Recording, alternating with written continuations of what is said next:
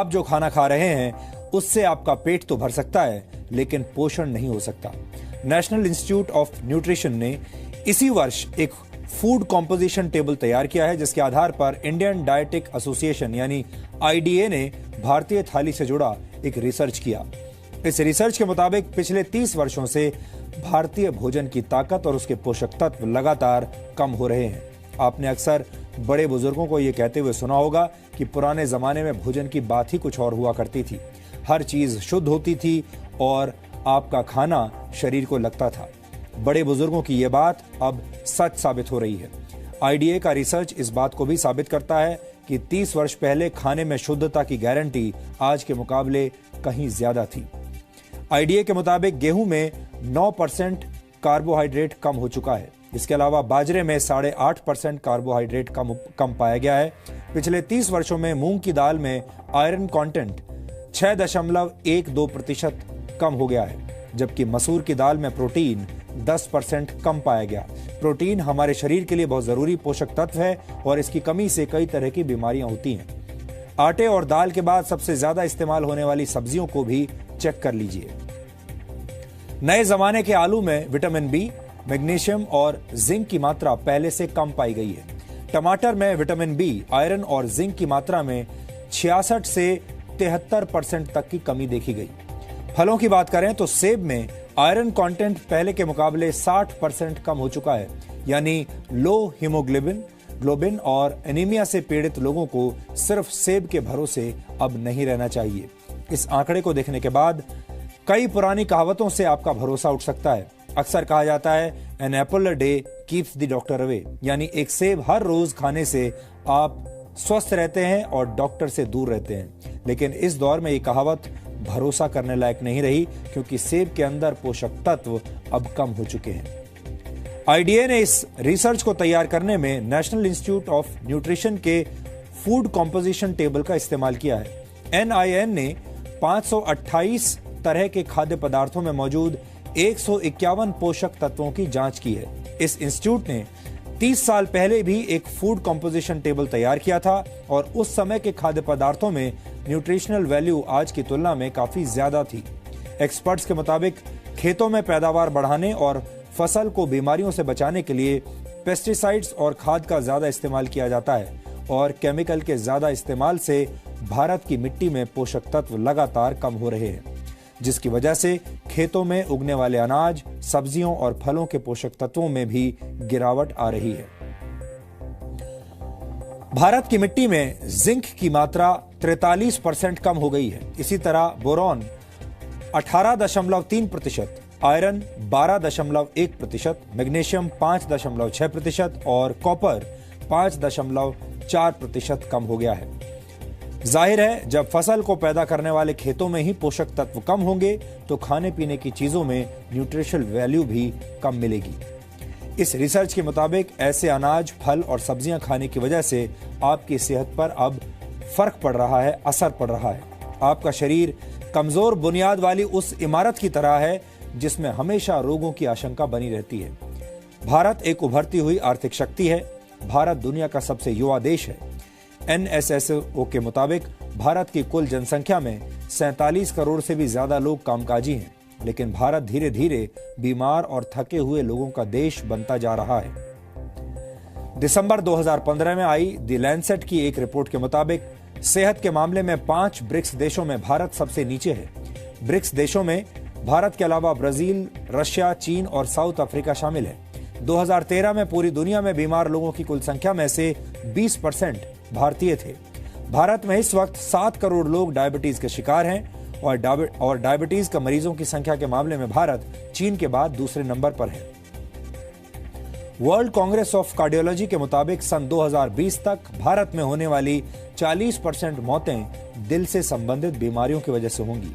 भारत में हर 10 में से एक व्यक्ति किडनी की बीमारी से पीड़ित है और ज्यादातर लोगों को इसका पता तब चलता है जब उनकी किडनी 60% तक बेकार हो चुकी होती है। ये सारी बातें सुनकर आप चिंतित जरूर हो रहे होंगे। आप सोच रहे होंगे कि एक तरफ भारत के लोग बीमार हो रहे हैं और दूसरी तरफ हमारे भोजन के अंदर मौजूद पोषक तत्व भी कम हो रहे हैं। ये एक तरह से दोहरी मार है। लेकिन इस विषय पर हमारा आज का वीडियो विश्लेषण देखने के बाद आपको थोड़ा लाभ जरूर मिलेगा और आप ये समझ जाएंगे कि मौजूदा दौर में शरीर में पोषक तत्वों की कमी को कैसे पूरा किया जा सकता है। हर वो चीज जो चमकती है सोना हो ये जरूरी नहीं है। आपकी खाने की थाली पोषक तत्वों के मामले में आपको धोखा दे रही है तो ये भी हो सकता है कि चमकता हुआ टमाटर, चमकती हुई सब्जियां भी आपकी सेहत पर भारी पड़ रही हों। वैज्ञानिक चेतावनी दे रहे हैं कि मार्केट में अगर आपको टमाटर ज्यादा चमकता हुआ नजर आए तो बहुत मुमकिन है कि ये हाइब्रिड फार्मिंग के नाम पर केमिकल्स और आर्टिफिशियल वैक्स की देन हो। इनसे भी दूर रहने में भलाई है। रीजंस हैं, एक तो हम जिस तरह का एग्रीकल्चर करते हैं, जिस तरह की टेक्निक्स यूज़ करते हैं, बहुत इंटेंसिव है, तो probably there is not enough time for uptake जिसमें कि सारे न्यूट्रिएंट्स वहाँ पे एब्जॉर्ब हों। तो इंटेंसिव एग्रीकल्चर जो हो रहा है उसकी वजह से, और दूसरा जो कार्बन डाइऑक्साइड एमिट हो रहा है एटमॉस्फेयर में, जो अब बहुत बढ़ गया है, एमिशंस बढ़ गए हैं, वो एक रीज़न है that is affecting nutrient composition. ये सब सवाल खड़े हुए हैं इंडियन डाइटेटिक एसोसिएशन के आकलन से। दरअसल नेशनल इंस्टीट्यूट ऑफ न्यूट्रिशन ने 2017 के लिए फूड कॉम्पोजिशन टेबल जारी किया है। ये टेबल हमारे देश में अनाज, फल, सब्जी इन सब में पोषक तत्वों की मात्रा का सूचकांक है। यानी एक रोटी में कितनी कैलोरी, दाल में कितना प्रोटीन और फलों में कितना विटामिन पाया जाता है, इन सब को जांचने का आधार यही आंकड़े हैं। नेशनल इंस्टीट्यूट ऑफ न्यूट्रिशन ने इससे 30 साल पहले ऐसा एक टेबल जारी किया था। इंडियन डाइटेटिक एसोसिएशन ने जब 30 सालों में आए अंतर का आकलन किया तो पाया कि खाने से पोषक तत्व यानी न्यूट्रिएंट्स गायब हो रहे हैं। ये हर चीज़ का अलग अलग जैसे देखा गया है, और बहुत जनरलाइज करना अभी मेरे लिए ठीक नहीं रहेगा, क्योंकि ये जो NIN ने अपनी फूड कॉम्पोजिशन टेबल्स 2017 में निकाली है, तो उस पर अभी भी लोग उसको देख रहे हैं, समझ रहे हैं और उसको पूरी तरह ये एब्जॉर्ब करने की कोशिश कर रहे हैं। तो उसमें जनरली ट्रेंड्स देखा गया है, जैसे दालों में भी प्रोटीन की मात्रा थोड़ी कम हुई है, कुछ कहीं कहीं जैसे आयरन की मात्रा की कुछ चीज़ों में कम हुई है, अंडे वगैरह में भी प्रोटीन कम हुआ है। यानी ऐसा हो सकता है कि सब्जी, सलाद, चावल, रोटी और फल से भरपूर होने के बाद भी आपकी थाली आपको सेहत के लिहाज से भूखा ही मार रही हो। आपका पेट तो भर रहा हो लेकिन सेहत वाली जरूरत आधी ही रह जाए। एक स्वस्थ पुरुष को पूरे दिन में 2320 कैलोरी की जरूरत होती है, जबकि एक महिला को 1900 कैलोरी की जरूरत होती है। ये जरूरत खाने में शामिल रोटी, सब्जी, दाल, सलाद और फलों से पूरी हो सकती है। एक पुरुष को दिन भर में 60 ग्राम और महिला को 55 ग्राम प्रोटीन की जरूरत होती है। इसके अलावा कैल्शियम की जरूरत 600 मिलीग्राम होती है, जबकि महिलाओं को पुरुषों की तुलना में ज्यादा आयरन की जरूरत होती है।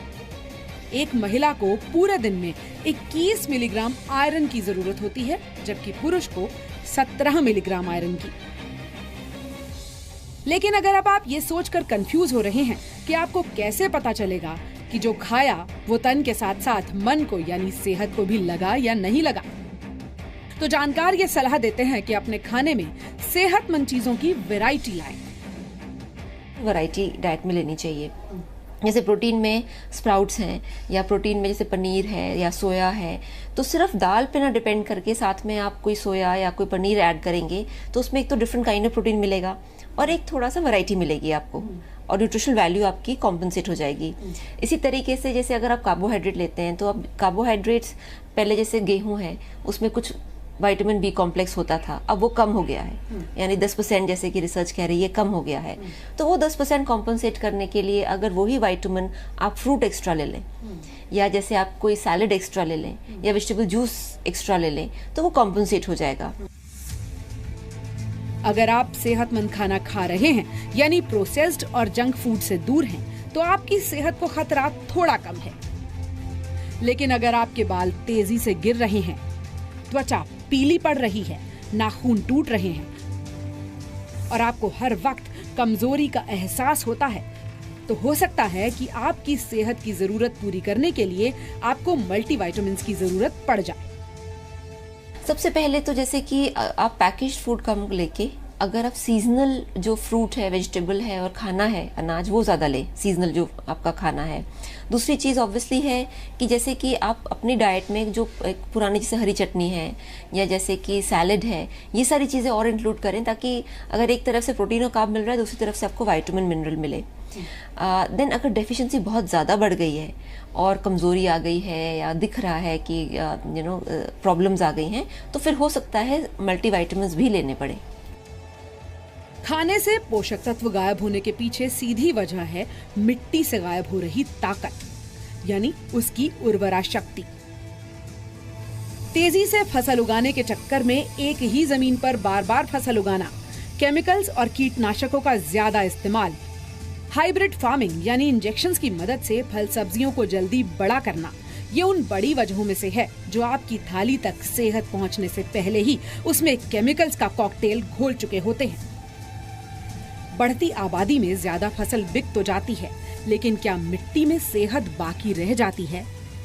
इसी सवाल का जवाब तलाशने के लिए सरकार सॉइल हेल्थ कार्ड पर जोर दे रही है। यानी आपकी जमीन कितनी सेहतमंद है और वो कौन सी फसल उगाने के काबिल है, ये तय करने के लिए जमीन की टेस्टिंग की जाए और उसे फिटनेस का सर्टिफिकेट भी दिया जाए। यही पैमाना ये तय कर सकता है कि हम आप तक पहुंचने वाले फल, सब्जी और अनाज कितने सेहतमंद होंगे। टेस्टिंग लैब में है जहां पर सॉइल टेस्टिंग लगातार की जाती है और इस वक्त भी आप देख रहे हैं यहां सॉइल टेस्टिंग के लिए काम चल रहा है। मेरे साथ त्रिवेदी जी हैं, इनसे मैं समझना चाहूंगी सर, सॉइल टेस्टिंग अगर कोई किसान ये समझना चाहे कि उसके लिए अपनी मिट्टी की जांच कराना क्यों ज़रूरी है, तो आप उसको क्या बताना चाहेंगे? बेसिकली जो सॉइल होता है, सॉइल में एक NPK, नाइट्रोजन, फास्फोरस और potassium, these are the primary जो रिक्वायरमेंट होती है। जैसे आदमी के लिए हवा की रिक्वायरमेंट होती है, ये अगर जो डेफिशिएंट सॉइल होगी तो उसमें जो क्रॉप है वो उगाना एक जस्टिफाइड नहीं होगा। तो इसके लिए प्राइमरी जो नाइट्रोजन, फास्फोरस, पोटेशियम, इन्हें तो टेस्ट कराना ही कराना है, उनका लेवल्स आपको टेस्ट कराना है, टेस्टिंग है, और ये 2 से 3 दिन में आराम से टेस्ट हो जाते हैं। किसान को इससे क्या फ़ायदा होता है? देखिए, अगर किसान का बेसिक एम होता है यील्ड अगर जो आपके पास जो सॉइल है डेफिशिएंट है, NPK डेफिशिएंट है, तो आप कुछ भी क्रॉपिंग करेंगे आपको यील्ड नहीं मिलेगी। हम ये समझने की कोशिश कर रहे हैं कि सॉइल ओवर द पीरियड किस तरह से उसने अपनी न्यूट्रिशन यानी कि अपना खुद का जो पोटेंशियल है उसको खो दिया है। आपसे मैं पूछना चाहूँगी प्रदीप जी कि आप लोग लगातार सॉइल टेस्ट करते हैं, क्या आप लोगों ने भी ये महसूस किया है कि जो मिट्टी है उसकी जो पहले की ताकत थी वो अब नहीं रही और उसका असर हमारे खाने पीने पर भी पड़ रहा है? आजकल जो नॉर्मल है, चाहता है किसान बहुत कम समय में जल्दी से जल्दी अच्छी पैदावार हो और अच्छी पैदावार होने के बाद में वो हम मार्केट में अच्छे दाम मिल सके। लेकिन उसमें क्या है, उसमें एक तो अपना टाइमिंग जो होती है वो फसल की टाइमिंग को कम करता जा रहा है, और जो उसमें जैविक खाद है उसको हटा के उसमें जो रासायनिक खाद वगैरह जो उर्वरक हैं उनको इस्तेमाल कर रहा है, जैसे कि DAP, यूरिया वगैरह जो हम इस्तेमाल कर रहे हैं। इन्हीं वैज्ञानिकों ने टेस्टिंग के दौरान ये भी पाया कि जमीन खतरनाक केमिकल्स, खराब हवा और जहरीले पानी से बर्बाद हो रही है, तो वहाँ से उगने वाली सब्जियों को सुंदर दिखाने के नाम पर उन पर होने वाली पॉलिश भी उन्हें बर्बाद कर रही है।